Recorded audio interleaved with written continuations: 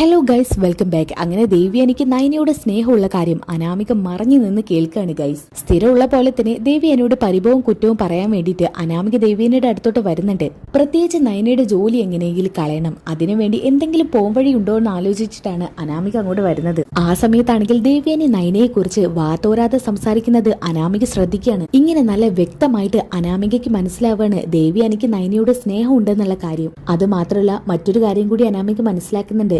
ദേവ്യാനിക്ക് നയനയാണ് കരള് കൊടുത്തതെന്നുള്ള കാര്യം. ആ ഒരു ട്വിസ്റ്റ് നിറഞ്ഞ എപ്പിസോഡാണ് കേട്ടോ ഇന്നത്തേത്. എന്തായാലും നമുക്ക് ഇന്നത്തെ എപ്പിസോഡ് സ്റ്റാർട്ട് ചെയ്യാം. ആദ്യം തന്നെ കാണിക്കുന്നത് അനാമികയും അനിയാണ്. അനി വസ്ത്രമൊക്കെ മാറ്റി ഒരുങ്ങി എങ്ങോട്ട് പോവാൻ നിൽക്കുന്നുണ്ട്. ആ സമയത്ത് ഒരു സംശയത്തോടെ അനാമിക ചോദിക്കുന്നുണ്ട്, ഓ, ഇന്ന് ആരെ കാണാനാവോ വേഷം കെട്ടി ഇറങ്ങുന്നത്? ഈ സംസാരം കേട്ടപ്പോ തന്നെ എനിക്ക് ദേഷ്യം വരുന്നുണ്ട് കേട്ടോ.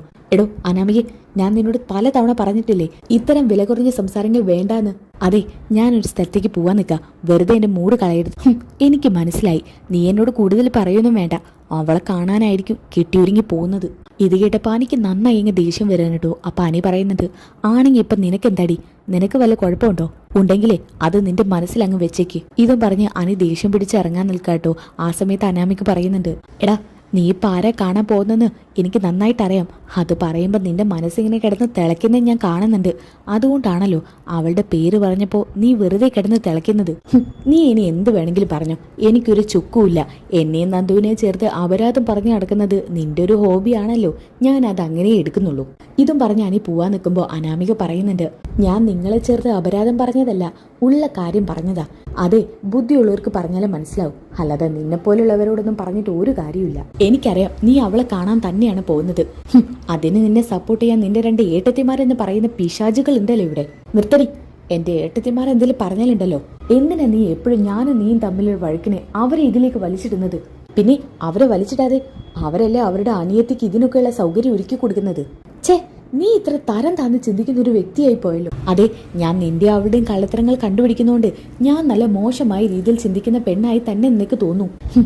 അതെ, എനിക്ക് നിന്നോട് സംസാരിച്ച് സമയം കളയാൻ നേരമില്ല. നിനക്ക് അങ്ങനെ വല്ല സംശയം ഉണ്ടെങ്കിലേ അത് നിന്റെ മനസ്സിൽ വെച്ചോണ്ട് നിന്നോ. ആദ്യം ഓരോ വ്യക്തികളെയും തിരിച്ചറിയാൻ പഠിക്കുക, അല്ലാതെ നീ നിന്റെ കുരുട്ട് ബുദ്ധിയിൽ ചിന്തിച്ചു കൂട്ടുന്നതെല്ലാം സത്യമാണെന്നങ്ങ് ധരിക്കാതെ. ഇതും പറഞ്ഞ് അനി പോവാൻ നിൽക്കുമ്പോൾ അനാമിക പറയുന്നുണ്ട്, അനി നീ ഇപ്പൊ ഇന്ന് എങ്ങോട്ട് പോകുന്നില്ല. അത് തീരുമാനിക്കേണ്ടത് നീയാണോ? ഇതെന്റെ ലൈഫാ, എന്റെ ഇഷ്ടം. അതിൽ കയറി ഇടപെടാൻ നീ വരണ്ട. ഞാൻ വരും, എനിക്കറിയണം നീ എവിടെ പോകുന്നു എന്നുള്ളത്. അതെ, നീ കയറ് വലിക്കുമ്പോൾ നിർത്തുന്ന വാഹനമൊന്നും അല്ല ഞാൻ. നിനക്ക് നിന്റെ ഫ്രീഡം, എനിക്ക് എന്റെ ഫ്രീഡം. ഞാൻ ഒരിക്കലും തെറ്റായ രീതിയിൽ ചിന്തിക്കുകയോ പ്രവർത്തിക്കുകയോ ചെയ്യില്ല. എന്നാൽ നീ അങ്ങനെ ചിന്തിച്ചാൽ അത് എന്റെ തെറ്റല്ല. എന്തൊക്കെ പറഞ്ഞാലും ഇന്ന് നീ എങ്ങോട്ട് പോവില്ല. നീ അങ്ങനെ എന്നെ കബളിപ്പിച്ച് അവളെ കാണണ്ട. എന്റെ കഴുത്തിലൊരു താലി കെട്ടി തന്നിട്ട് അതിനൊരു വിലയും കൽപ്പിക്കാതെ നീ ഇപ്പൊ ഇവിടുന്ന് ഇറങ്ങി പോകുന്നുണ്ടെങ്കിൽ ഞാനത് മുത്തശ്ശിയോട് ചെന്ന് പറയും. ദേ അനാമികയെ, ഒന്നാമതെ മുത്തശ്ശന് വയ്യാതിരിക്കുക. അതിന്റെ ഇടയിൽ കൂടെ ഇതുപോലുള്ള ടെൻഷനൊന്നും മുത്തശ്ശന് താങ്ങാൻ പറ്റില്ല എന്ന് കരുതി എന്റെ ജീവിതം ഞാൻ കൊണ്ടിട്ടാണെന്നാണോ? മറ്റുള്ളവർക്ക് വേണ്ടി എന്റെ ജീവിതം സ്പോയിൽ ചെയ്യാൻ ഞാൻ തയ്യാറല്ല. അതെ, നിനക്ക് എന്റെ കൂടെയുള്ള ജീവിതം മടുത്തെങ്കിൽ നീ പൊക്കോ, എനിക്ക് ഒരു വിരോധവുമില്ല. അറിയാടാ, ഇപ്പൊ ഓരോന്നോരോന്നായി പുറത്ത് വരുന്ന കണ്ടില്ലേ? എനിക്കറിയാം നിന്റെ ഉള്ളിലിരിപ്പ്. ആ അറിയാലോ, എല്ലാം അറിഞ്ഞു തികഞ്ഞിരിക്കുവല്ലേ. അതേടാ, ഇത്തരം സംശയമുള്ള ഭർത്താക്കന്മാരുണ്ടാകുമ്പോൾ ഏതൊരു പെൺകുട്ടികൾക്കും ഏത് സമയം സംശയം തന്നെ ആയിരിക്കും. അതെ, ഞാനേ എന്റെ കല്യാണത്തിന് മുമ്പ് ഒരു പെൺകുട്ടിയെ പ്രണയിച്ചു എന്ന് കരുതി എന്റെ കല്യാണത്തിന് ശേഷം ഞാൻ ആ കുട്ടിയെ ആ കണ്ണുകൊണ്ട് കണ്ടിട്ടില്ലായിരുന്നു. എന്നാൽ നീയും അതിനെ തെറ്റായ രീതിയിൽ ചിത്രീകരിച്ചു. അവളെ എന്നെയും ചേർത്ത് പറയാൻ പാടില്ലാത്ത പല കാര്യങ്ങളും പറഞ്ഞുണ്ടാക്കി. ഈ വീട്ടിലെ രണ്ട് ഏട്ടത്തിമാരുടെ അനിയത്തി അവള്.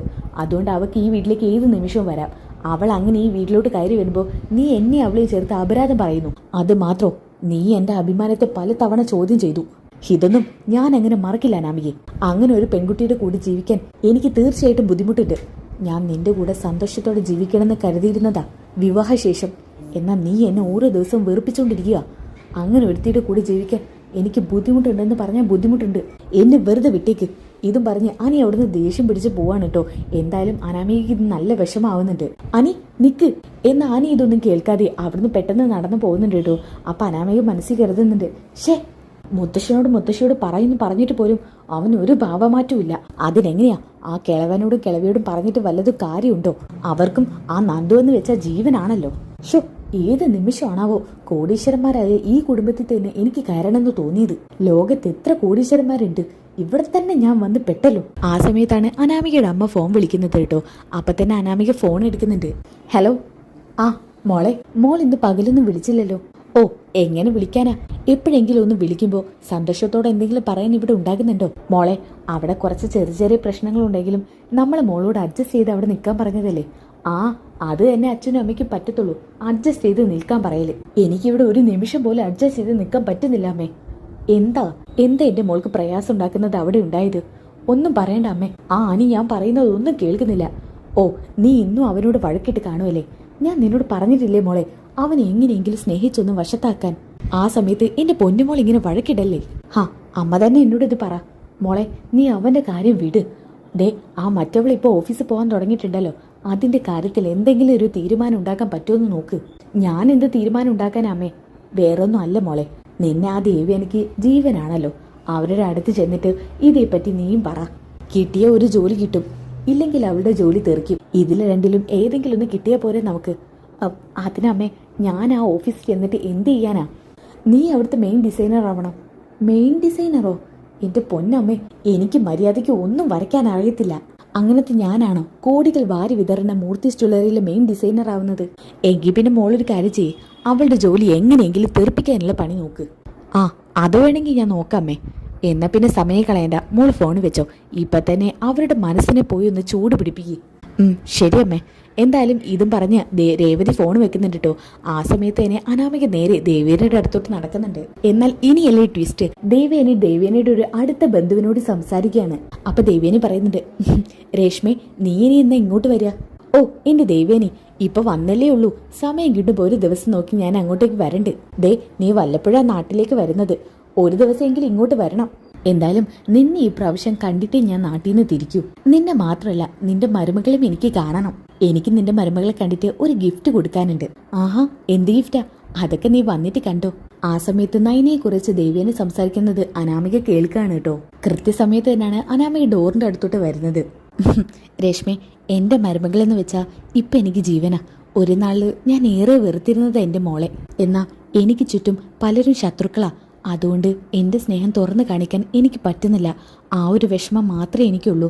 ഇതൊക്കെ അനാമിക നല്ല വ്യക്തമായിട്ട് കേൾക്കാണ് കേട്ടോ. അപ്പം അനാമിക മനസ്സിൽ കരുതുന്നുണ്ട്, ഞാൻ എന്തൊക്കെയാ കേൾക്കുന്നത്? അയ്യോ, ഇവര് അപ്പൊ എന്നെ അമ്മയും ഈ വീട്ടിലുള്ളവരെയൊക്കെ ചതിച്ചോണ്ടിരിക്കുകയാണോ? രേഷ്മി, അനാമിക മോളുടെ ഭക്ഷണം നീ കഴിക്കേണ്ടതാ. ഹോ, എന്തൊരു സ്വാദാണെന്നറിയോ. എൻ്റെ മരുമകളായതുകൊണ്ട് ഞാൻ പുകഴ്ത്തുമല്ല കേട്ടോ. ആദ്യം മുതലേ നയനമോൾ ഉണ്ടാക്കുന്ന ഭക്ഷണം എനിക്കിഷ്ടാ. എന്നാലും ആദ്യം എനിക്ക് മോളോട് ദേഷ്യം ഉണ്ടായിരുന്ന സമയത്ത് അത് തുറന്നു പറയാൻ എനിക്ക് മടിയായിരുന്നു. ഇപ്പം ഞാൻ എൻ്റെ മരുമകളെ കിച്ചണിൽ കയറ്റാറില്ല. അതുകൊണ്ട് എൻ്റെ മരുമകൾ വെച്ചുണ്ടാക്കുന്ന ഭക്ഷണമൊന്നും ഇപ്പം എനിക്ക് കിട്ടാറുമില്ല. എന്തായാലും ഞാൻ ഉണ്ടാക്കി കൊടുക്കുന്നത് എൻ്റെ മരുമകൾ ആസ്വദിച്ച് കഴിക്കുന്നുണ്ട്. എനിക്കത് മാത്രം മതി എൻ്റെ മനസ്സും വയറും നിറയെ. ദേവേനി, നീ എന്തായാലും സ്നേഹിച്ച ചങ്ക് പറിച്ചെടുത്ത് കൊടുക്കുന്ന ആളാ. നിന്റെ മരുമകള് സത്യം പറഞ്ഞ ഭാഗ്യവതിയാണെന്ന് എനിക്ക് പറയാനുള്ളൂ. എന്തായാലും എല്ലാ കാലവും അത് നിലനിൽക്കട്ടെ. ഒരു ദിവസം നോക്കി ഞാൻ അങ്ങോട്ടേക്ക് വരുന്നുണ്ട്. നീ പറഞ്ഞിട്ട് വരില്ലേ? അതൊരിക്കലും ഇല്ല. നിനക്കൊരു സർപ്രൈസ് ആയിക്കോട്ടെ എൻ്റെ വരവ്. ശരി ശരി, എങ്കിൽ പിന്നെ ആയിക്കോട്ടെ. നയൻ്റെ മോൾ ഓഫീസിൽ നിന്ന് വരാനായി. ആദർശിന്റെ പേരും പറഞ്ഞ് മോൾക്ക് ഇഷ്ടപ്പെട്ട എന്തെങ്കിലും പലഹാരം ഉണ്ടാക്കണം. ദേവേനി, എത്ര നാളാടോ നീ ഇങ്ങനെ കള്ളം പറഞ്ഞ് പിടിച്ചു നിൽക്കുക? ആ, കഴിഞ്ഞിടത്തോളം കാലം ഇതിങ്ങനെ തന്നെ പോട്ടെ. ആ ദേവേനി, നിന്റെ മരുമകൾക്ക് ഇപ്പൊ കുഴപ്പമൊന്നുമില്ലല്ലോ? അപ്പൊ ദേവേനി പറയുന്നുണ്ട്, ഏയ്, കരള് കൊടുത്ത ആൾക്ക് വലിയ കുഴപ്പമൊന്നും ഉണ്ടാവില്ലെന്നാ കേട്ടത്. എങ്കിൽ പിന്നെ നീ നിന്റെ ആരോഗ്യം നന്നായിട്ട് ശ്രദ്ധിക്കണം, കേട്ടല്ലോ? ഞാൻ കേട്ടു.